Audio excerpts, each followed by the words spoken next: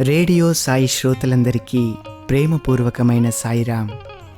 మానస భజరే భజన శిక్షణా తరగతికి మీకు మరోమారు స్వాగతం.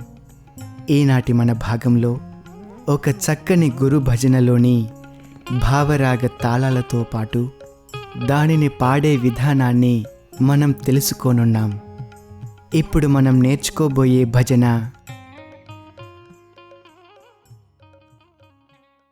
గురు బాబా గురు బాబా.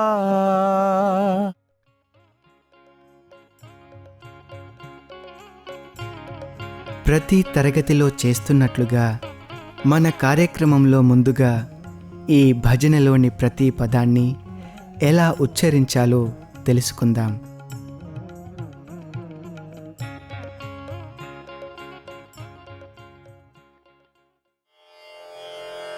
గురు బాబా గురు బాబా చరణ నమోస్తుతే గురు బాబా. విద్యా దాయక గురు బాబా. శాంత స్వరూప గురు బాబా.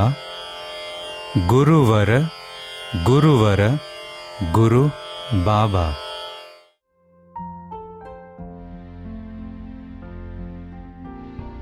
ఈ భజన కర్ణాటక సంగీతంలోని హరికాంబోజీ రాగం యొక్క స్వరస్థానాలను కలిగి ఉంది.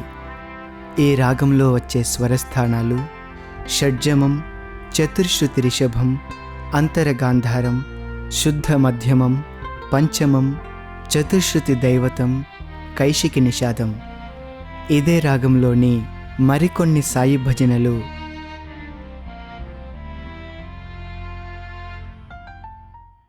నందలాలా శ్యామ సుందర నందలాలా కౌస్తుభధారి వనమాలాధర శ్యామల మదన గోపాల పాండురంగ విఠల జయ పండరినాథ విఠల. ఇది 8 మాత్రలు గల ఆది తాళంలో ఉంది. ఇక ఈ భజనను పాడే విధానాన్ని మనం నేర్చుకుందాం. ఇందులో మొదటి గాయకుడు పాడినప్పుడు శ్రద్ధగా విని రెండవ గాయకునితో కలిసి అనుసరించినట్లయితే మనం ఈ భజనను నేర్చుకోవచ్చు.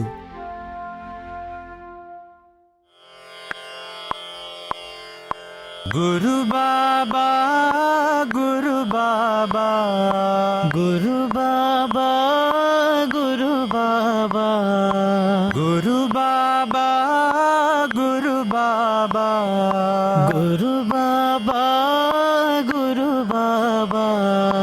చరణ నమోస్తుతే గురు బాబా. చరణ నమోస్తుతే గురు బాబా. చరణ నమోస్తుతే గురు బాబా. చరణ నమోస్తుతే గురు బాబా. విద్యాదాయక గురు బాబా. విద్యాదాయక గురు బాబా. విద్యాదాయక గురు బాబా. విద్యాదాయక గురు బాబా. శాంత స్వరూప గురు బాబా. శాంత స్వరూప గురు బాబా. శాంత స్వరూప గురు బాబా. శాంత స్వరూప గురు బాబా. గురువర గురువర గురు బాబా. గురువర గురువర గురు బాబా. జై గురువర గురువర గురు బాబా. జై గురువర గురువర గురు బాబా. గురు బాబా గురు బాబా.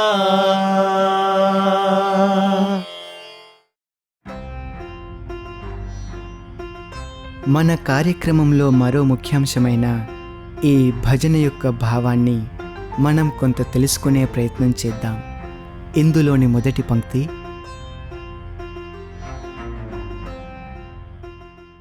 గురు బాబా గురు బాబా.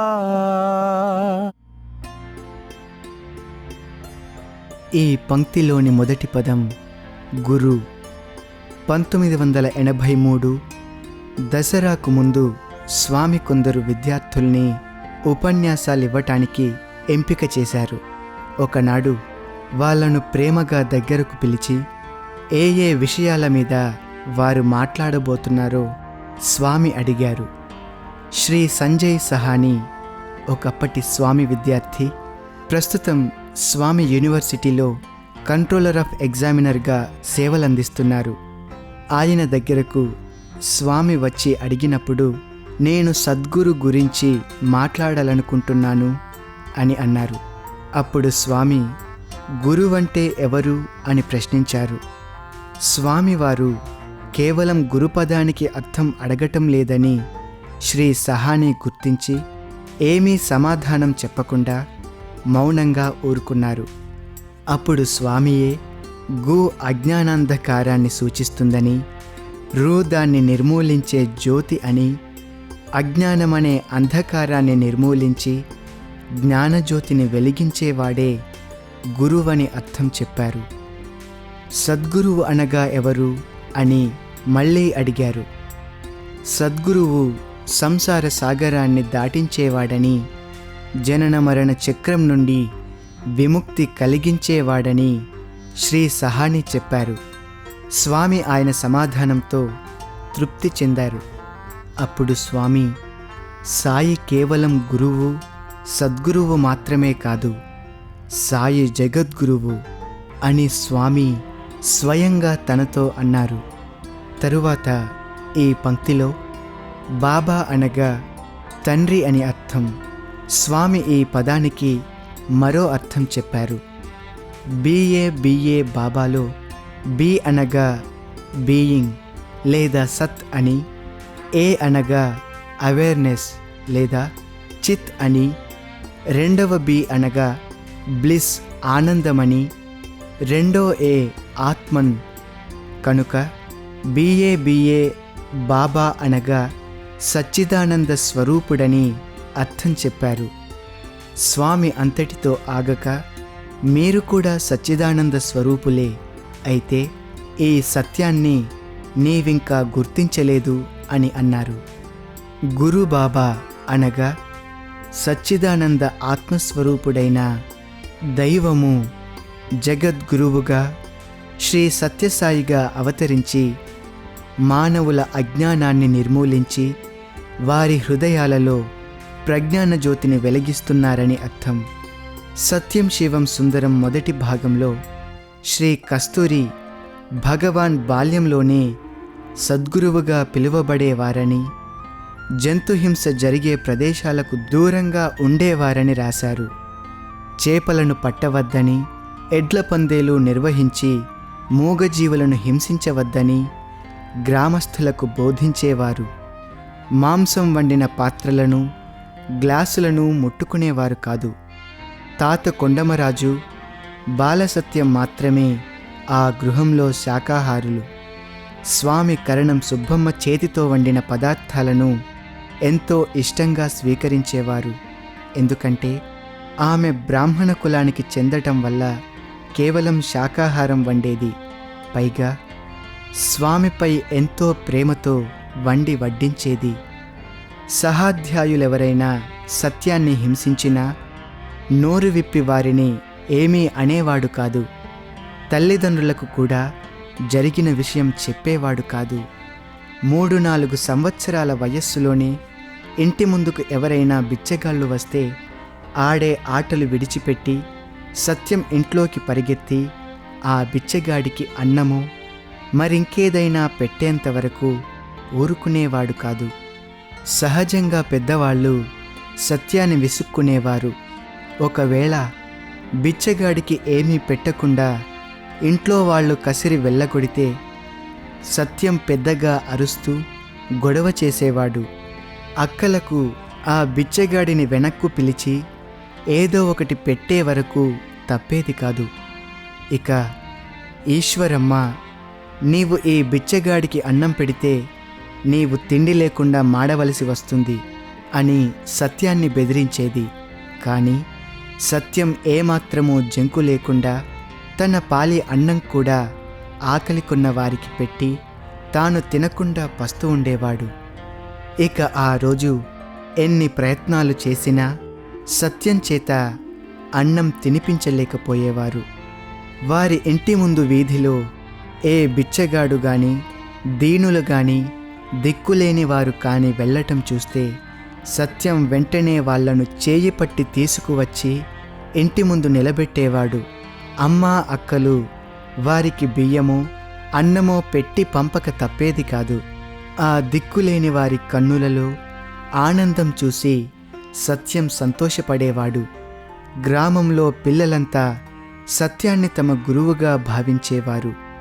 ఒక రామనవమి నాడు శ్రీరాముని చిత్రపటాన్ని ఎద్దుల బండి మీద అలంకరించి ఊరేగించడం మొదలుపెట్టారు. గ్రామస్థులు అర్పించిన పూలదండలను ఆ చిత్రపటానికి వేయడానికి, కర్పూర హారతి ఇవ్వటానికి పురోహితుడు బండి మీద కూర్చున్నాడు. ఆ ఊరేగింపు సత్యం ఇంటి ముందుకు వచ్చేటప్పటికి అర్ధరాత్రి అయ్యింది. అక్కయ్యలిద్దరూ ఇంట్లో ఎంత వెదకినా సత్యం కనిపించలేదు. ఇంట్లో వాళ్ళంతా వీధిలోకి వెళ్ళి చూస్తే 5 సంవత్సరాల వయస్సున్న సత్యం బండి మీద శ్రీరాముని చిత్రపటం పక్కన కూర్చొని ఉండటం చూసి ఆశ్చర్యపోయారు. ఆ ఊరేగింపు నిర్వహిస్తున్న పిల్లలను సత్యం ఎందుకు బండి మీద కూర్చున్నాడు, మీలాగే నడవవచ్చు కదా అని అడిగినప్పుడు సత్యం మాకు గురువు అని వాళ్ళు సమాధానం చెప్పారు. నిజమే, స్వామి పిల్లలకే కాదు, ఏ వయస్సు వారికైనా, ఏ దేశం వారికైనా, ఏ మతం వారికైనా గురువులే అని ప్రొఫెసర్ కస్తూరి గారు రాశారు. అందరికీ ఆదర్శాన్ని అందించే జగద్గురువు. ఈ పంక్తిలో స్వామి ఏ విధంగా జగద్గురుత్వాన్ని ఆదర్శంగా జగత్తుకు నిరూపించారో వ్యక్తమవుతుంది. తరువాయి పంక్తి: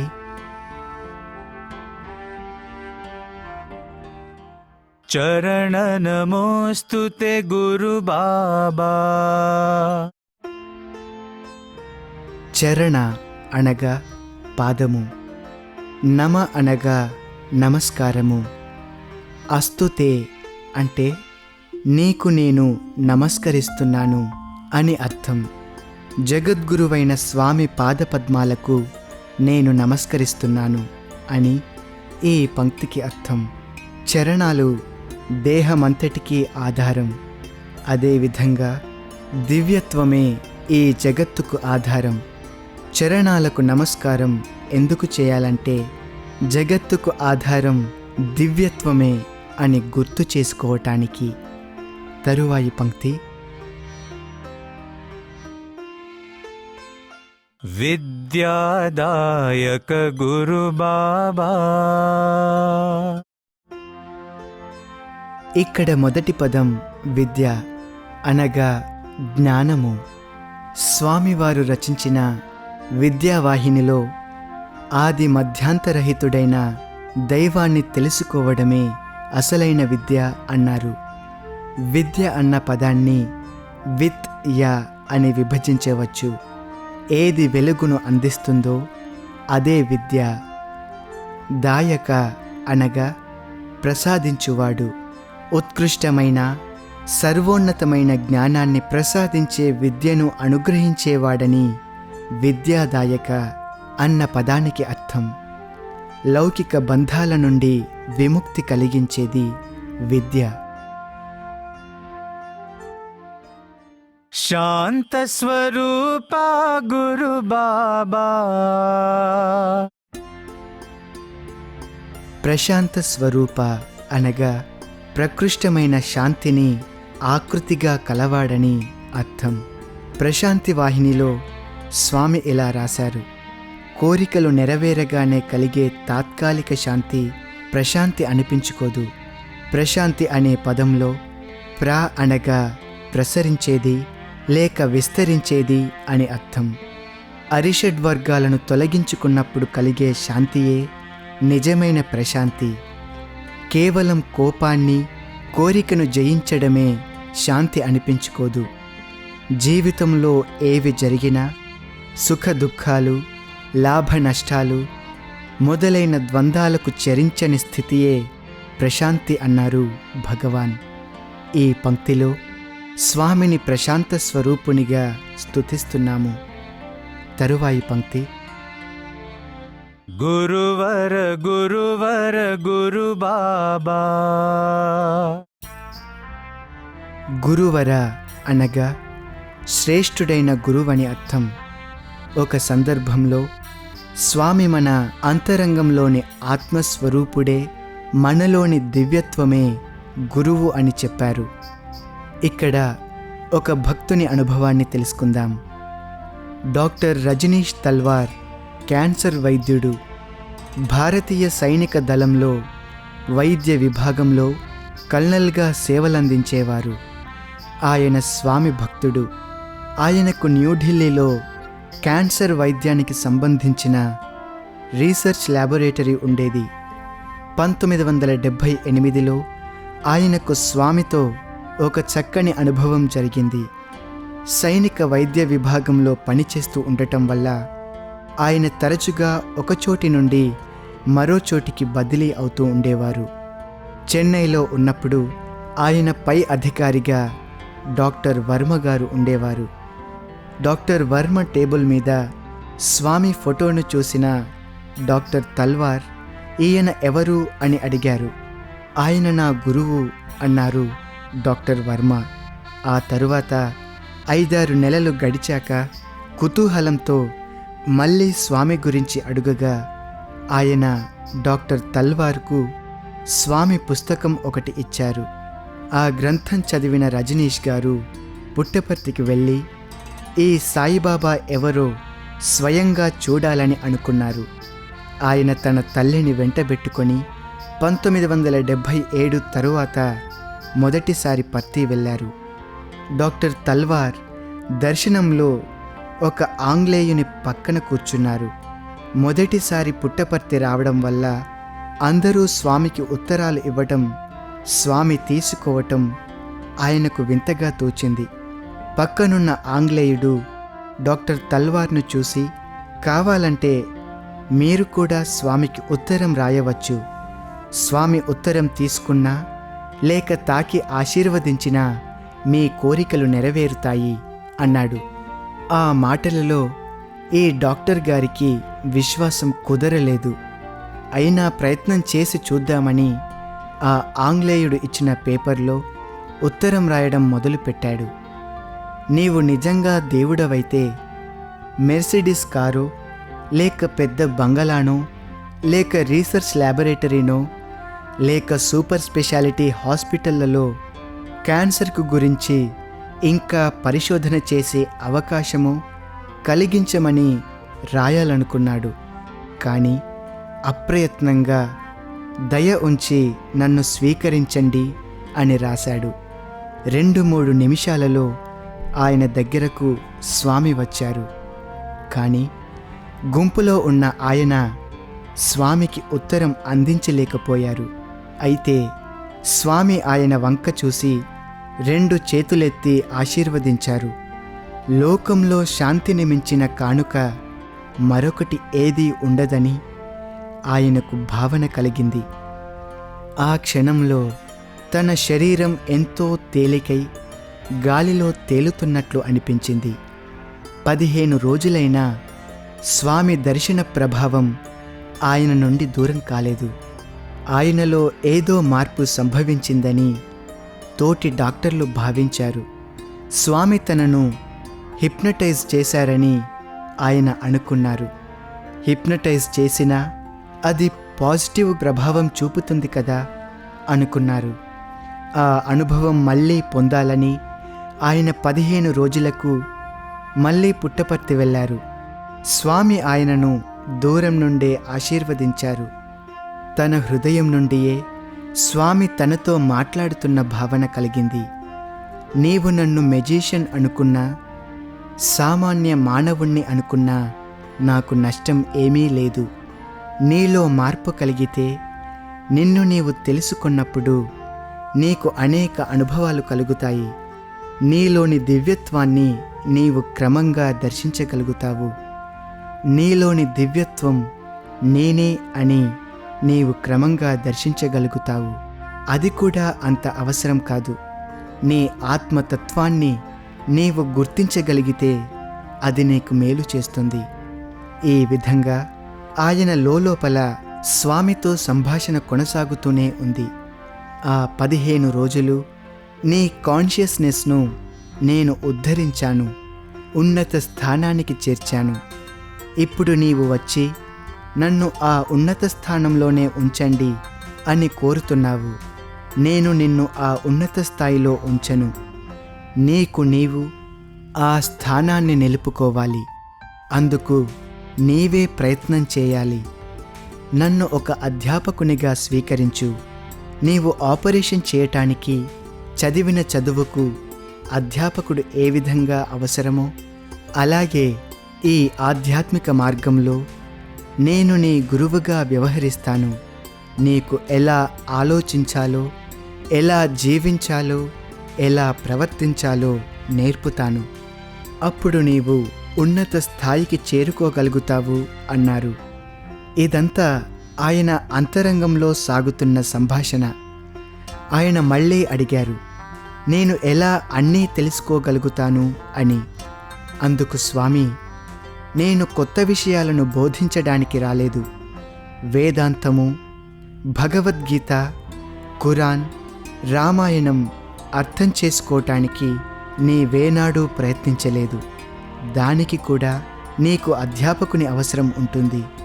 ఆ గురువును నేనే. నేను నీకు నీ మతాన్ని గురించి, మత గ్రంథాల సారాన్ని గురించి తెలియజేస్తాను. అదే నీవు ప్రస్తుతం ఉన్న స్థాయిలో నిన్ను నిలుపుతుంది అన్నారు. ఈ అనుభవం తరువాత ఆయన స్వామి గ్రంథాలను చదవటం మొదలుపెట్టారు. ఆయనకు సంవత్సరంలో దొరికే సెలవు దినాలనన్నింటినీ 2 నెలల 20 రోజులు పుట్టపర్తిలోనే గడిపేవారు. పర్తి వాసులంతా ఆయనను స్వామి విద్యార్థిగా గుర్తించేవారు. భక్తుని హృదయంలో నుండి భగవంతుడు ఏ విధంగా సంభాషిస్తాడో దానికి డాక్టర్ తల్వార్ అనుభవమే చక్కని ఉదాహరణ. 1-2 సార్లు ఆయనకు స్వామి దివ్య హస్తాల నుండి విభూతి స్వీకరించే భాగ్యం కలిగింది. 1-2 సార్లు బాహ్యంగా స్వామి మాట్లాడినా అధిక భాగం స్వామి ఆయనతో హృదయంలో నుండే మాట్లాడేవారు. అంతరంగ సంభాషణమే సర్వులు కోరుకోవలసింది. బాహ్యం శాశ్వతం కాదు. అంతర్యామిని అంతరంగంలోనే దర్శించడం నేర్చుకోవాలి. అదే సద్గురువు ప్రసాదించే అనుగ్రహం. గురువర అనగా మన హృదయ స్థాయి అయిన సత్యసాయియే గురువరుడు అని మనం అర్థం చేసుకోవాలి. ఇంత చక్కని భావాన్ని తెలుసుకున్న తరువాత ఇప్పుడు మరొక్కసారి ఈ భజనను పాడే విధానాన్ని మనం నేర్చుకుందాం.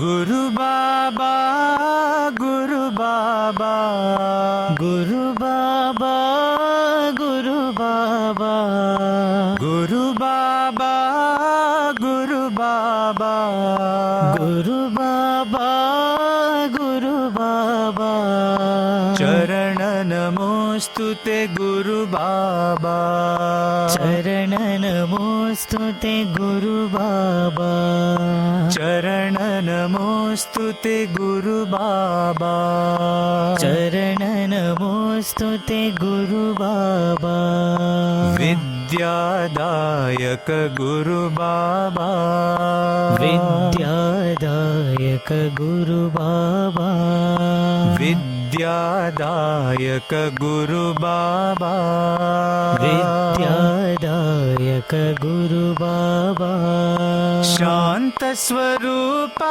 गुरु बाबा शांत स्वरूपा गुरु बाबा शांत स्वरूपा गुरु बाबा शांत स्वरूपा गुरु बाबा गुरुवर गुरुवर गुरु बाबा गुरुवर गुरुवर गुरु बाबा जय गुरुवर गुरुवर गुरु बाबा जय गुरुवर गुरुवर गुरु बाबा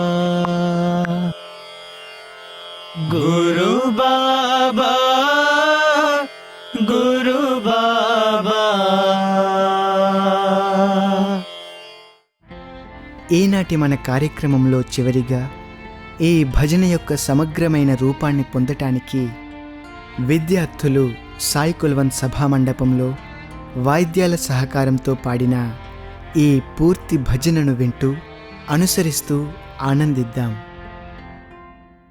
गुरु बाबा गुरु बाबा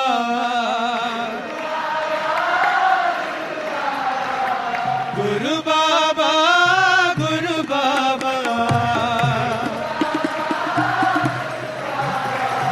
शरण नमोस्तुते गुरु बाबा शरण नमोस्तुते गुरु बाबा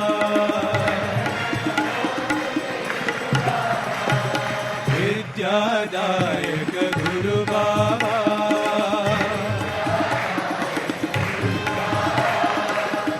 विद्यादायक गुरु बाबा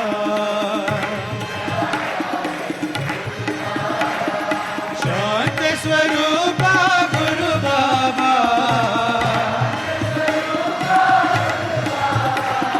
शांत स्वरूपा गुरु बाबा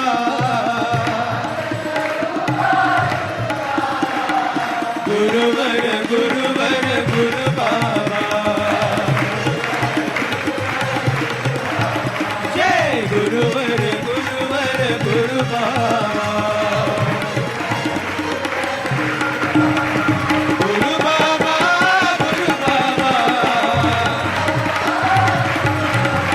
शरण नमोस्तुते गुरु बाबा विद्यादायक गुरु बाबा